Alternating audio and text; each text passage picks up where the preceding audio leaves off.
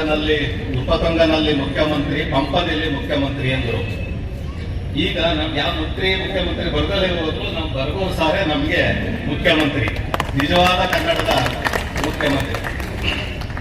ನಮ್ಮ ಸುದೀರ್ಘವಾದ ಭಾಷಣದ ಮೂಲಕ ಕನ್ನಡ ಸಾಂಸ್ಕೃತಿಕ ಲೋಕದ ಇತಿಹಾಸವನ್ನೇ ನಮ್ಮ ಮುಂದೆ ತೆರೆದಿಟ್ಟಂತ ಕನ್ನಡ ಅಭಿವೃದ್ಧಿ ಪ್ರಾಧಿಕಾರದ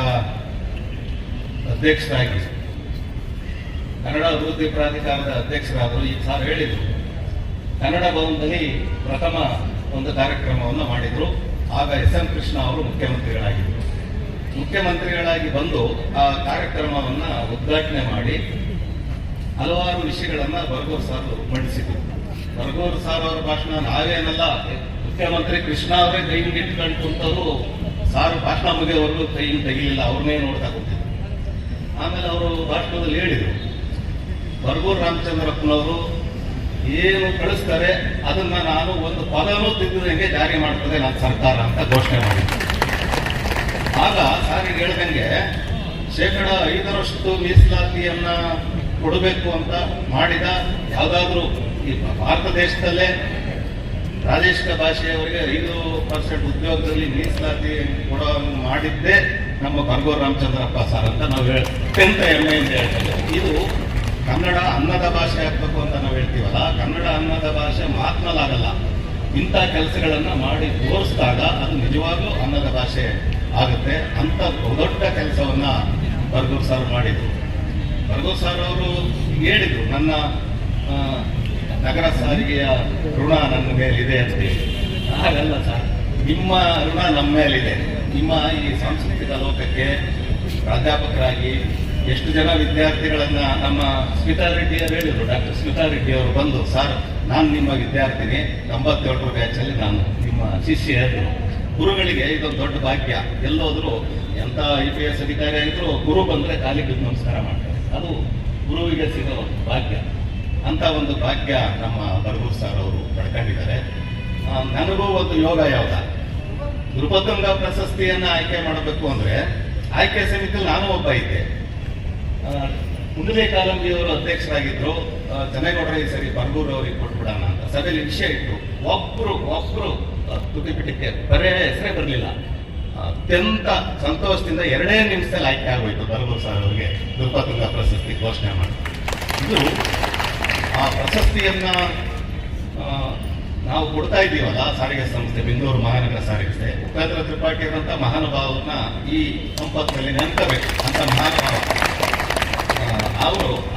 ನಾವು ಕರ್ನಾಟಕ ಏಕೀಕರಣ 50 ವರ್ಷ ಆದಾಗ ಏನಾದರೂ ಒಂದು ಕೊಡುಗೆಯನ್ನು ನಾವು ಸಾರಿಗೆ ಸಂಸ್ಥೆ ಕೊಡಬೇಕು ಸರ್ ಅಂತ ಹೋದೆ ಅವರ ಹತ್ರ.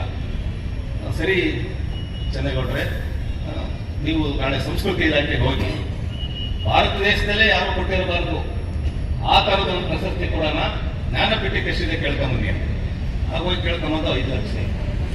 ಹಾಗಾದ್ರೆ ನಾವು 5 ಲಕ್ಷದ 1 ರೂಪಾಯಿಗೆ ಕೊಡೋಣ, ಅದಕ್ಕೂ ಜಾಸ್ತಿ ಅವಮಾನ ಮಾಡಬಾರ್ದು, ಜಾಸ್ತಿ ಹಣ ಕೊಟ್ಬಿಟ್ಟು 1 ರೂಪಾಯಿ ಮಾತ್ರ ಜಾಸ್ತಿ ಇಟ್ಟು ಕೊಡೋಣ ಅಂತ ಹೇಳಿ ತ್ರಿಪಾಠಿ ಸಾಹೇಬರು. ಆಗ್ಲೇ ಅವ್ರ ದೂರದೃಷ್ಟಿ ಎಷ್ಟಿತ್ತು ಅಂದ್ರೆ, ನಾಳೆ ಬಡ್ಡಿ ಕಡಿಮೆ ಆದ್ರೂ ಕೂಡ ಪ್ರಶಸ್ತಿ ಮೊತ್ತ ಕಡಿಮೆ ಆಗಬಾರ್ದು ಅಂತ ಹೇಳಿ ನಾವು 1 ಕೋಟಿ ಇಡಬೇಕು ಅಂತಿದ್ದ 1.25 ಕೋಟಿ ಇಟ್ಟು ಆ ಸಂದರ್ಭದಲ್ಲಿ ಅಂತ ಒಂದು ಪ್ರಶಸ್ತಿಯನ್ನ ನಾವು ಬರ್ಗೂರು ಸಾರ್ ಅಂತ ಪುಣ್ಯಾತ್ಮನಿಗೆ ನೀಡಿ ಸಾರಿಗೆ ಸಂಸ್ಥೆ ತನ್ನ ಹಿರಿಮೆಯನ್ನ ಹೆಚ್ಚಿಸ್ಕೊಂಡಿದೆ ಅಂತ ಒಂದು ಭಾಗ್ಯ ನನಗೆ ದೊರೆತು. 2ನೇದು, ನಾನು ಕನ್ನಡ ಸಾಹಿತ್ಯ ಪರಿಷತ್ತಿನ ಗೌರವ ಕಾರ್ಯದರ್ಶಿಯಾಗಿದೆ ನಮ್ಮ ನಾಡೋಜ ಡಾಕ್ಟರ್ ಮುರುಮಳಿಗಾರ್ ಅವರ ಅವಧಿಯಲ್ಲಿ. ಅದು ಒಂದು ನನ್ನ ಸುಯೋಗ. ಪ್ರಥಮ ಆಯ್ಕೆ ಸಭೆಯಲ್ಲೇ ಬರ್ಗೂರು ರಾಮಚಂದ್ರ ಸಾರ್ ಅವ್ರನ್ನ ಅಖಿಲ ಭಾರತ ಸಾಹಿತ್ಯ ಸಮ್ಮೇಳನದ ಅಧ್ಯಕ್ಷರಾಗಿ ಆಯ್ಕೆ ಮಾಡುವಂತ ಸಭೆಯಲ್ಲೂ ಕೂಡ ನಾನು ಪಾಲ್ಗೊಂಡು ಅವ್ರನ್ನ ಆಯ್ಕೆ ಮಾಡಿದ್ದು ಕೂಡ ಅತ್ಯಂತ ಹೆಮ್ಮೆಯನ್ನ ತಂದಿದೆ. ಬರ್ಗೂರು ಸಾರ್ ಅವರು ಸಾಂಸ್ಕೃತಿಕ ಲೋಕದ ಬಹುದೊಡ್ಡ ವ್ಯಕ್ತಿತ್ವ.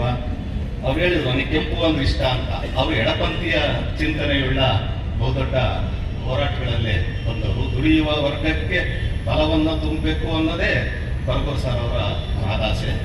ಇವತ್ತ ಬರ್ಗೂರು ಸಾರ್ ಅವರು ಗೋಕಾಕ್ ಚಳುವಳಿ, ನಾನೊಂದು ಪುಸ್ತಕ ಬರೆದೆ, ಅದನ್ನ ಸಾರೇ ಬಿಡುಗಡೆ ಮಾಡಿದ್ರು. ಬಿಡುಗಡೆ ಮಾಡಿದಾಗ ಗೋಕಾಕ್ ಚಳುವಳಿ ಆರಂಭ ಮಾಡಿದ್ದು ಚಿದಾನಂದ ಮೂರ್ತಿ ಅವರ ಕಾಲದಿಂದ ಅನ್ನೋದ ನಾನು ಪ್ರಸ್ತಾಪ ಮಾಡಿದ್ದೆ. ಅದು ಸಾರ್ ಹೇಳಿದ್ರು. ಅದು ಆಮೇಲೆ ನಮ್ಗೆ ಗೊತ್ತಾಯಿತು ಪ್ರಪ್ರಥಮ ಬಾರಿಗೆ ಗೋಕಾಕ್ ವರದಿಯನ್ನ ಜಾರಿಗೆ ತರಬೇಕು ಅಂತ 25,000 ಕರಪತ್ರ ಮಾಡಿಸಿ ಆರಂಭ ಮಾಡಿದ್ದೇ ನಮ್ಮ ನಾಡೋಜ ಡಾಕ್ಟರ್ ಬರಗೂರು ರಾಮಚಂದ್ರಪ್ಪ ಸರ್. ಆಮೇಲೆ ಹೊರನಟ ಡಾಕ್ಟರ್ ರಾಜ್ಕುಮಾರ್ ಅವರ ಪ್ರವೇಶ ಆಯಿತು. ಬಹುದೊಡ್ಡ ಆಂದೋಲನ ಕರ್ನಾಟಕದಲ್ಲಿ ನಡೀತು.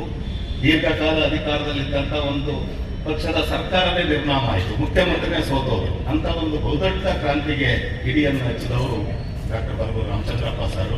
ಇವತ್ತ ಸರ್ ಬರಬೇಕು, ನಮ್ಮ ಕಾರ್ಮಿಕರು ನಿಮ್ಮ ಮಾತುಗಳನ್ನು ಕೇಳಬೇಕು, ಅದರಿಂದ ಸ್ಫೂರ್ತಿಗೊಂಡು ಈ ನಾಡು ನುಡಿಯ ಸೇವೆಯಲ್ಲಿ ತೊಡಗಬೇಕು ಅಂದಾಗ ಅತ್ಯಂತ ಪ್ರೀತಿಯಿಂದ ಬಂದು ನಮ್ಮ ನಡುವೆ ಕುಳಿತು ಬಹುದೊಡ್ಡ ಉಪಕಾರವನ್ನು ಮಾಡಿದ್ದೀರಾ. ಅದು ಬಹಳ ನಮಗೆ ಧನ್ಯವಾದವನ್ನು ಅರ್ಪಿಸ್ತೇವೆ. ಅದಕ್ಕೆ ನಾವು ಕರೆದಿದ್ದು ಸರ್. ಇದೇನು ಗೊತ್ತಾ, ಇದರಿಂದ ಬಹಳ ಸ್ಫೂರ್ತಿ ಬರ್ತದೆ. ಒಂದು ಚರಿತ್ರೆ, ಹೊಸ ಚರಿತ್ರೆ ನಿರ್ಮಾಣಕ್ಕೆ ಒಂದು ನಾಂದಿ ಆಗುತ್ತೆ. ಬಹಳ ಸಂತೋಷ ಆಯ್ತು ಸರ್. ನಮ್ಮ ಬರಗೂರು ಸರ್ ಅವರೇ ಬೆಳವಣಿಗೆಯನ್ನ ಕುರಿತಂತೆ ಈಗಾಗಲೇ ಅನೇಕ ವಿಚಾರಗಳನ್ನು ಪ್ರಸ್ತಾಪಿಸಿದ್ದಾರೆ. ರಾಜಶೇಖರ್ ಮಠಪತಿ ಸರ್ ಅವ್ರ ಬಗ್ಗೆ ಮುಂದೆ ಹೇಳ್ತೀನಿ.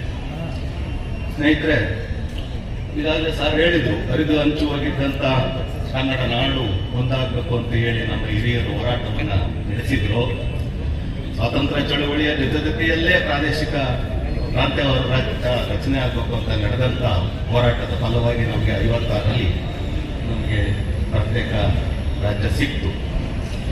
ಆಗ ಮೈಸೂರು ರಾಜ್ಯ ಅಂತ ರಚನೆ ಆಯಿತು. ಇದಕ್ಕೆ ಹೋರಾಟ ನಡೆಸಿದಂಥ ಆಲೂರು ವೆಂಕಟರಾಯರು ಮೈಸೂರು ರಾಜ್ಯ ಅಂತ ಹೇಳಿ ತಪ್ಪಾಗಿ ಕರೆಯಲ್ಪಟ್ಟ ಕನ್ನಡ ನಾಡು ಕರ್ನಾಟಕ ಮುಂದೊಂದು ದಿನ ಕರ್ನಾಟಕ ಅಂತ ಆಗೇ ಆಗುತ್ತೆ ಹೆಸರು ಅಂತ ಈ ಮೈಸೂರು ರಾಜ್ಯ ಸಮೃದ್ಧಿಯಾಗಿ ಸಂತೋಷವಾಗಿ ಬಾಳ್ಲಿ ಅಂತ ಹಾರೈಸ್ತೀನಿ ಅಂತ ಹೇಳಿ ಆ ಹಿರಿಯರು ಹೇಳಿದ್ರು. ಅವರ ಫಲವಾಗಿ 17 ವರ್ಷ ಬೇಕಾಯಿತು ನಾವು ಕರ್ನಾಟಕ ಅಂತ ಹೆಸರಿಡಬೇಕಾದ್ರೆ. 17 ವರ್ಷಗಳ ತೀವ್ರ ಒತ್ತಡದ ನಡುವೆ ದೇವರಾಜ ಅರಸವರು 73ರಲ್ಲಿ ಮೈಸೂರು ರಾಜ್ಯವನ್ನು ತೆಗೆದು ಕರ್ನಾಟಕ ಅಂತ ನಾಮಕರಣ ಮಾಡಿದರು. ಅದೊಂದು ಕನ್ನಡಿಗರಿಗೆ ಹೆಮ್ಮೆಯ ವಿಚಾರ. ರಾಷ್ಟ್ರಕವಿ ಕುವೆಂಪು ಅವರು ತಾವು ಬರೆದ ಯಾವುದೇ ಪದ್ಯ ಆಗಲಿ ಗದ್ಯ ಆಗಲಿ ಎಲ್ಲೂ ಕೂಡ ಮೈಸೂರು ರಾಜ್ಯ ಅಂತ ಅವರು ಪ್ರಸ್ತಾಪಿಸೇ ಇಲ್ಲ. ಕರ್ನಾಟಕ ಅಂತಲೇ ಅವರು ಪ್ರಸ್ತಾಪಿಸಿಲ್ಲ. ಅವ್ರಿಗೆ ಗೊತ್ತಿತ್ತು ಇದು ಕರ್ನಾಟಕನೇ ಆಗೇ ಆಗ್ತದೆ ಅಂತೇಳಿ. ಆಗ ಈಗ ನಾವು ಮಾರಮೂರ್ತಿಯವರು ಮತ್ತು ಅನಾ ಕೃಷ್ಣರಾಯರು ಯಾವ ಉದ್ದೇಶದಿಂದ ಪ್ರಾಂತ್ಯವಾರು ರಾಜ್ಯ ರಚನೆ ಆಯಿತು, ಅದರ ಉದ್ದೇಶಗಳು ಈಡೇರ್ತಾ ಇಲ್ಲ. ಇದು ಬರೇ ತೋರಿಕೆಗಷ್ಟೇ ಪ್ರಾದೇಶಿಕ ಪ್ರಾಂತ್ಯವಾರು ರಾಜ್ಯ ರಚನೆ ಆಯಿತು, ಇದಕ್ಕೆ ಏನಾದರೂ ಒಂದು ಆಂದೋಲನ ಮಾಡಲೇಬೇಕು ಅಂತ ಹೇಳಿ ರಾಜ್ಯೋತ್ಸವದ ಆಚರಣೆ ಮಾಡಬೇಕು.